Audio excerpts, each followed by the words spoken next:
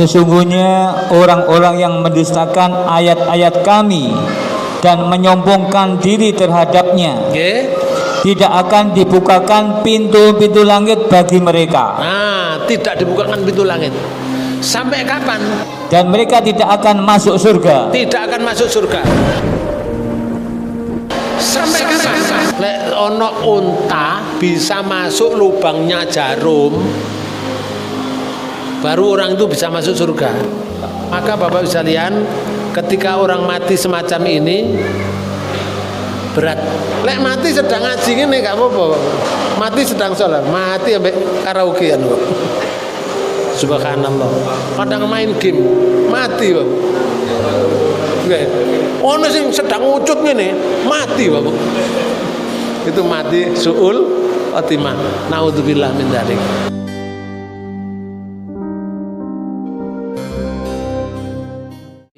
Hadirat Bapak Ibu yang dirahmati Allah, kita bersyukur kepada Allah karena selama ini sampai sekarang nikmat yang telah diberikan oleh Allah kepada kita tidak pernah putus, mengalir terus mulai dari bangun tidur sampai tidur kembali. Karena itu bersyukur kepada Allah dengan cara melaksanakan ibadah yang diperintahkan oleh Allah, baik ibadah mahdho atau ibadah ghairu mahdho. Salah satu diantaranya menyempatkan diri kita untuk hadir di majelis taklim seperti ini adalah bentuk bersyukur kepada Allah. Karena itu pada kesempatan ini saya ingin berbicara tentang 3 hal. Yang pertama, bagaimana malaikat mencabut roh orang yang beriman. Dan yang kedua, Allah mencabut roh orang yang durhaka.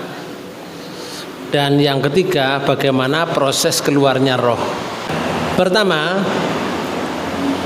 malaikat mencabut roh manusia, orang yang beriman itu bagaimana? Menurut hadis Rasulullah SAW, riwayat Ahmad, Rasulullah dawuh ngeten, innal abdal mu'mina idza kana fi qita'i minad dunya wa iqbali minal akhirati nazala ilaihil malaikatu minas samai bidul wujuh ka'anna wujuhahum samsu. Sesungguhnya seorang hamba yang beriman ketika terputus kehidupan dunia ini dan memulai kehidupan akhirat, artinya mati, Bapak. Nazala ilaihil malaikatun, turunlah malaikat. Kalau malaikatun itu malaikatnya banyak, malaikat turun banyak. Lek malak itu 1. Ini malaikat turun minas samai, dari langit, bidun bidul wujuh, berwajah putih, ka'anna wujuhahum samsu, seperti putihnya matahari. Di malaikat itu turun berwajah putih seperti putihnya matahari. Ma'ahum, bersama dengan malaikat itu, kafanun, malaikat membawa kafan. Kafan itu apa? Kafan itu kain untuk bungkus. Nah, untuk bungkus orang yang mati. Malaikat itu membawa kafan minal akfanil jannah, dari kafan-kafan surga. Bawa wahanutun, dan membawa minyak wangi min hanutil jannah, dari minyak wangi surga. Hatta yajlisu minhu maddal basori, sehingga malaikat yang turun tadi duduk sejauh mata memandang, matanya orang yang mau mati. Jadi misalkan saya mau meninggal, itu tahu Pak Bu, malaikat turun itu tahu. Rombongan malaikat bawa kain kafan dari surga, bawa minyak wangi dari surga. Orangnya beriman ini, ya, orangnya beriman. Malaikat tahu duduk sejauh mata memandang. Karena orang yang akan mati itu, Pak Bu, mengetahui dirinya akan mati. Di dalam Quran surat 75 ayat 28, wa dhanna annahul firaq. Ini bisa menerjemahkan tuh. Ayat 27. Dan dikatakan kepadanya, siapakah yang dapat menyembuhkan? Orang yang mau mati itu sakit tuh. Sakitnya luar biasa. Sehingga Allah mengatakan, siapa yang bisa menyembuhkan? Tidak ada yang bisa menyembuhkan, hanya Allah. Makanya orang yang mau mati itu merasa dirinya, waduh mati aku gitu. Wa dhanna annahul firaq. Dan dia yakin bahwa sesungguhnya itulah waktu perpisahan dengan dunia. Kenapa perpisahan dengan dunia ini? Mati. Mati. Karena itu Bapak sekalian, orang yang beriman itu nanti mau begitu malaikat turun melihat sejauh mata mandang. Summa yaji'u malakul mauti. Kemudian didatangkan oleh Allah malaikat maut. Jadi ada malaikat maut sendiri, ada malaikat yang mengantar. Lalu malaikat maut alaihissalam didatangkan. Setelah didatangkan Bapak Ibu sekalian, hatta yajri sa'inda ra'sihi. Malaikat maut itu duduk di sebelahnya kepala. Kepalanya orang yang mau mati. Yang tidak mati tidak tahu, Pak. Yang nunggui enggak tahu. Walaupun ada malaikat maut di situ. Yang tahu itu yang mau mati. Nah, malaikat ini duduk di sebelahnya kepala. Bapak Ibu sekalian, ini saya pernah menyaksikan orang yang proses mati semacam ini. Orangnya mengatakan ini, loh, ini ada yang masuk ke saya. Ini siapa yang masuk ke saya? Masuk ke badannya, perasaannya begitu, Bang. Iki masuk, siapa melebui? Oh, ada orang yang masuk. Tidak lama kemudian, Bapak sekalian, kira-kira 10 menit dari pembicaraan itu, lalu saya pegang kakinya itu mulai dingin, naik ke atas, padahal badannya itu yang atas ini panas, Bapak. Lalu keluarganya saya beritahu, ini orang tuamu sedang sakaratul maut. Saya pegang begitu, dah macam itu. Jadi merasa dirinya dimasuki gitu, Bapak. Kemudian sudah, tolong, saya tidak bisa buat apa-apa, hanya keluarganya saya tunjukkan, tolong dibisiki karena masih dengar dia. Tapi kalau sudah yugorger di sini nggak dengar. Sekarang masih bisa bicara, tolong dibisiki supaya bisa mengucapkan kalimat thayyibah, la ilaha illallah, atau kalimat Allah Allah. Aku tak sholat, sebelah situ ada masjid situ, saya sholat. Bapak Ibu sekalian, karena saya waktu itu belum sholat, Mojokerto Surabaya baru waktunya sholat di sana. Saya selesai sholat, assalamualaikum, sudah dikabarkan bahwa dia sudah tidak ada. Itu pernah saya menyaksikan begitu, dan saya sering menyaksikan seperti itu. Sekali-sekali Bapak Ibu sekalian nanti dicocokno karo Quran ini, karo hadisnya. Bagaimana orang yang mau mati itu. Kalau di dalam surat Qiyamah ya, di surat 75 itu tadi, itu di ayat 29 kan mengatakan ngeten, wal tafatis saku bisak ila rabbika yauma idinil masak. Ayat 29. Dan bertaut betis kiri dengan betis kanan. Nah, wong kula wis mati pol nggih. Asal ada kakinya lho nggih. Soale wong mati ku ana sing ganti kaki. Sadurunge wis diamputasi. Asal orang itu kaki, Pak Bu. Nanti betis kanan, betis kiri itu bulat ngeten. Bulat. Kalau sudah orang itu bulat kakinya, sudah betis kanan dengan betis kiri itu bertaut, ayat 30. kepada Tuhanmu lah pada hari itu kamu dihalau. Kamu dihalau, pasti mati Bapak. Selesai. Walaupun dia menjadi dokter spesialis jantung atau spesialis paru-paru, tidak akan bisa nyetop, jalan terus. Maka setelah malaikat duduk di sebelah kepalanya, fayaqulu, malaikat mengatakan ini, ayat Tuhan nafsu thayyibah, wahai jiwa yang baik, ukhruji ila magfirati minallah wa ridwan, ayo keluar, ayo metu. Jadi diajak, bukan dicabut. Paham? Orang beriman diajak metu, ayo keluar, ukhruji ila magfiratin, kepada ampunan Allah, waridwani, dan kepada ridhonya Allah.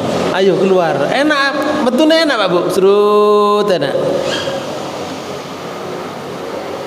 Qala, dikatakan dalam hadis itu, fatakhruju tasilu kama tasilul qatratu min fisikoin.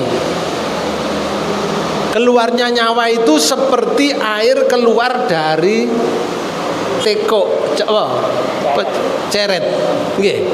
Bahasa mriki ceret nggih. Keluarnya air, keluarnya nyawa itu koyok keluarnya air dari ceret. Jadi enak grojok ngoten Bapak.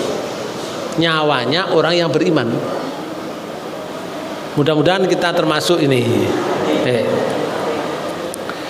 Fayakhuduha fa idza akhadaha lam yada'uha fi yadihi tarfatan aini. Kemudian maka setelah itu dibawa roh itu dengan sepenuh perhatian, tidak lengah sedikit pun, sepenuh perhatian dibawa oleh malaikat, dibawa ke atas Bapak, ke langit. Lalu setelah dibawa ke atas, diletakkan diambil pelan-pelan, diletakkan di atas kafan sih digawa malaikat tadi, kafan dari surga, diletakkan di atas kafan, kemudian dibungkus dengan minyak wangi. Di sini disebutkan fayaj'aluha fi dzalikal kafani, maka dijadikan kafan itu padanya, wa fi dzalikal hanuti, terus dikai hanut, diberi minyak wangi. Wa yakhruju minha ka'at yabi nafhati miskin, sehingga keluar dari bau, dari badannya itu berbau wangi Bapak sekalian, didapatkan di atas bumi. Wajidat ala wajil ardo, begitu diambil nyawanya, berbau wangi meninggalkan bumi ini, keluar nyawanya, seret. Ada hadis riwayat Tirmidzi itu menyebutkan begini, Rasulullah menyatakan orang yang mau mati itu huwa kaqadri salah sami'atu, dia adalah sakitnya sakaratul maut itu bagaikan salah sami'atu dorbatam bisaifi, seperti disabet pedang, ya, dibacok pedang 300 kali. Orang mukmin Bapak sekalian, orang mukmin atau orang mukminat, menurut Quran surat 33, surat Al-Ahzab, di ayat 37 itu disebutkan begini. Ayat 36 aja dulu.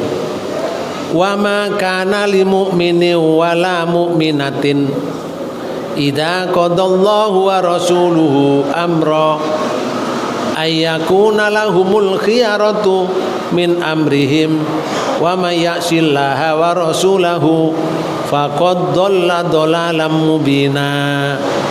Surat 33 ayat 36. Dan tidaklah patut bagi laki-laki yang mukmin dan tidak pula bagi perempuan yang mukmin. Nah, gak patut wong mukmin lanang, wong mukmin wedok, gak patut apa? Apabila Allah dan Rasulnya telah menetapkan suatu ketetapan, Nah, sudah ditetapkan oleh Allah, sudah ditetapkan oleh Rasul. Itu tidak patut orang mukmin dan orang mukminat itu akan ada bagi mereka pilihan yang lain tentang urusan mereka. ono pilihan lain, yaitu pilihannya yang ditetapkan Allah itu, yang ditetapkan Rasul itu pilihannya. Gak ada lagi. Itu namanya meneguhkan pendirian. Orang kalau sudah meneguhkan pendirian di surat tadi, kembali ke surat 41 ayat 30, maka Allah menjaminnya tentang ini. Maka malaikat akan turun kepada mereka. Malaikat mengatakan ini. Pertama, Allah takhafu. Janganlah kamu merasa takut. Jadi rasa takut dalam hati itu dicabut oleh Allah, Bapak. Yang membuat rasa takut itu apa? Itu dicabut. Tapi syaratnya orang itu meneguhkan pendirian kepada Allah. Siji. Yang kedua, wala tahzanu. Janganlah kamu merasa sedih. Yang membuat sedih dalam hati itu, Bapak, dicabut oleh Allah. Karena dia meneguhkan pendiriannya. Nomor 3, wa absiru bil jannatil lati kuntum tu'adun. Dan bergembiralah. Jadi bergembiralah itu berarti gembira, Bapak. Kamu dengan apa? Dengan memperoleh surga yang telah dijanjikan Allah kepadamu. Jadi orang ini kalau mau mati, Bapak, ditunjukkan surga, kenikmatan surga. Kalau ditunjukkan kenikmatan surga, seneng nggak dengan mati? Tenang. Akhirnya senengan mati ketimbang hidup, karena kenikmatan surga yang ditunjukkan oleh Allah tadi. Walaupun seperti itu, Bapak sekalian, tetap rasanya seperti disabet pedang kali 300. Cuma tidak terasa karena melihat suatu kenikmatan. Di surat Yunus itu ada kalimatnya, dan niki lah. Surat Yunus surat 10 ayat 26. Lilladzina ahsanul husna wa ziyadatun. Niki lah, sama terjemahkan. Bagi orang-orang yang berbuat baik ada pahala yang terbaik, surga dan tambahannya. Lah anu tambahane di sini kalau di tafsirnya Kementerian Agama itu disebutkan catatannya. Tambahannya itu artinya sudah masuk surga dikai tambahan. Tambahan itu melihat Allah. Tapi lilladzi ahsanul husna, lilladina ahsanul husna, orang-orang yang berbuat baik masuk surga. Baru hisab loh Pak Bu, si jine wong dihisab. Urusannya dunia itu banyak, misalkan jadi presiden atau jadi menteri, itu urusannya banyak itu. Hisabnya lama itu. Wis tak gawe sakmene kae iki misalkan tak gawe 10 tahunan. Teko kono disidang 10 tahun. Kula sing paling keri dhewe misalkan. Pirang tahun aku ngenteni. Nggih. Lah lek 40 tahunan. Berat Pak Bu. Dunia ini penduduknya banyak. Gorong jine. Jin sak anake sak cucune. Menungso sak anake sak cucune. Satu persatu. Hisab. Selesai hisab, peristiwa kedua, mizan. Situ. Selesai mizan, peristiwa ketiga, sirot. Baru sirot, satu persatu masuk liwat sirot. Makanya di di Quran itu disebutkan bahwa manusia itu pasti akan mengalami kesirot dan akan mendatangi neraka, tetapi tidak masuk neraka, bukan masuk neraka, kecuali orang-orang yang sudah takdirnya masuk neraka karena perbuatannya yang buruk. Bapak Ibu sekalian, lama itu. Makanya ceritaan ini, ketika Aisyah mengatakan pada Rasulullah, ya Rasul, apa saya nanti gak bisa ketemu dengan kau? Ya bisa. Kamu nanti ketemu saya, tapi lama, setelah sirot. Berarti lama Pak Bu. Bojone saiki, awake dhewe duwe bojo, mbek anak, ketemu enggak? Kalau sama-sama imannya ketemu nanti di surga. Cuma lama. Betul loh. Surat Ar-Ra'd. Nggih. Di ayat 23 itu disebutkan begini. Jannatu adni yadkhulunaha wa man shalaha min abaihim wa azwajihim wa dzurriyyatihim wal malaikatu yadkhuluna alaihim min kulli bab. Nih, yaitu surga Aden, yang mereka masuk ke dalamnya bersama-sama dengan orang-orang yang soleh dari bapak-bapaknya. Oh, nanti kalau masuk surga Aden tuh masuk bersama orang yang soleh, terdiri dari bapak-bapaknya dulu, mbah-mbahnya dulu yang soleh-soleh itu. Terus istri-istrinya ketemu nanti. Tapi pada iman loh Pak Bu. Orangnya pada iman nih. Mati dalam keadaan iman. Terus dan anak cucunya. Ketemu anak cucunya. Tapi nanti setelah sirot lama. Kalau disiksa terus dia dapat siksa sampai hari kiamat. Orang yang punya amal soleh, orang yang punya amal jariah, dia mendapat keringanan terus. Dua anak soleh dapat keringanan terus. Ngerti Pak Bu?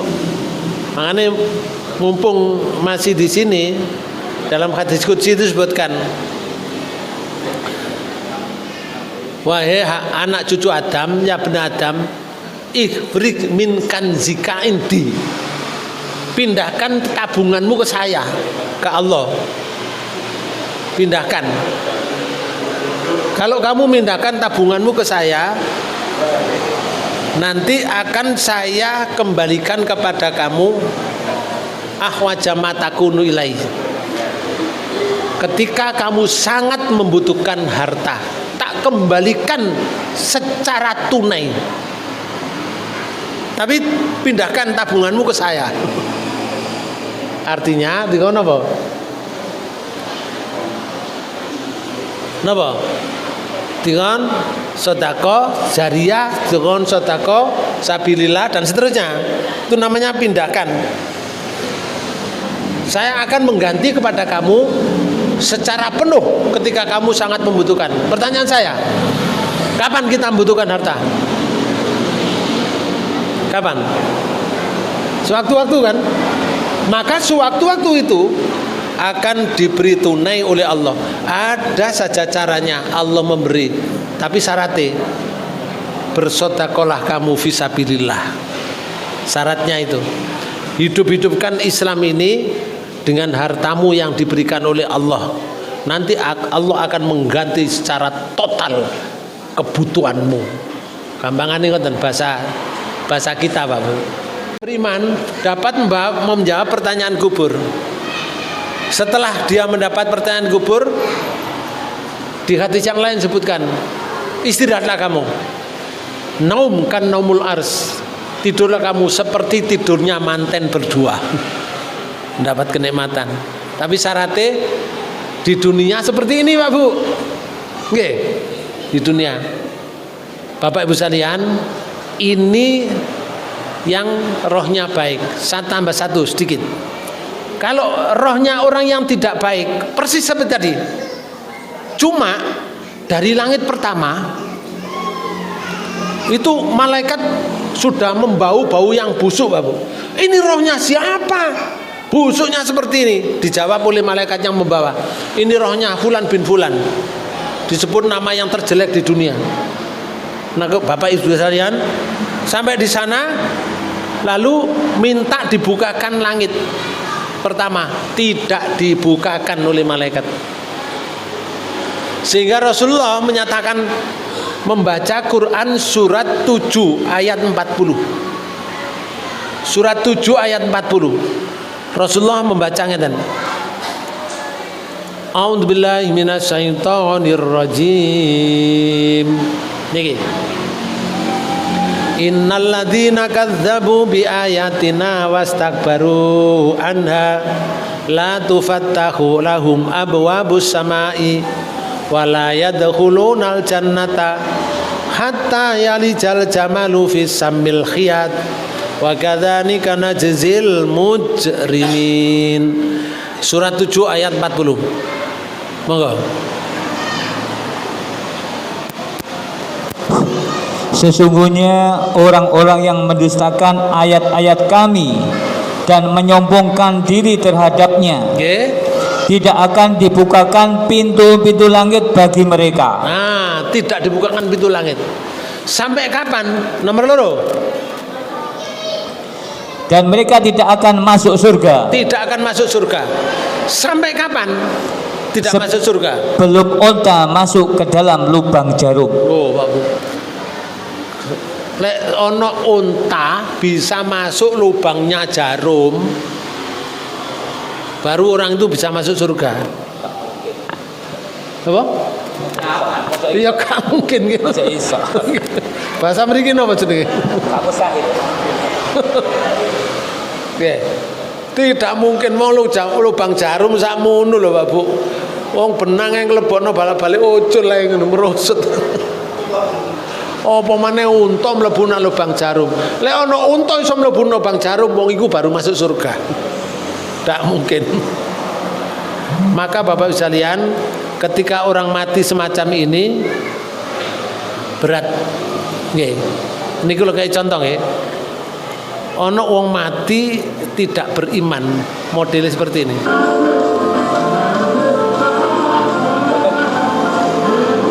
Ini nyanyi ya. Nggih. Oh. Nggih. Gak metu nggih. Nah, itu jenenge mati none karaokean. Gak metu ngejak mule, Bapak. Nggih. Niki jenenge ngejak mule nggih. Lah nggih, gambare gak metu ngejak mule. Nggih. Jadi ana wong nyanyi enak-enak nyanyi mati lah blesek. Ngono kira-kira matine apik apa elek ya. Lek mati sedang ngaji ngene gak apa-apa. Mati sedang sholat, mati ambek karaokean kok. Subhanallah. Kadang main game, mati, Bapak. Nggih. Ono sing sedang ucut ngene, mati, Bapak. Itu mati suul khotimah. Naudzubillah min dzalik. Ngono ku roe minta dibukakan di langit pertama, gak dibukakan, tidak akan bisa masuk surga sampai ada unta masuk lubang jarum. Wis jam 7 luwe munan. Tapi kalau ada pertanyaan monggo, kalau tidak ada pertanyaan saya kembalikan pada pembagi acara.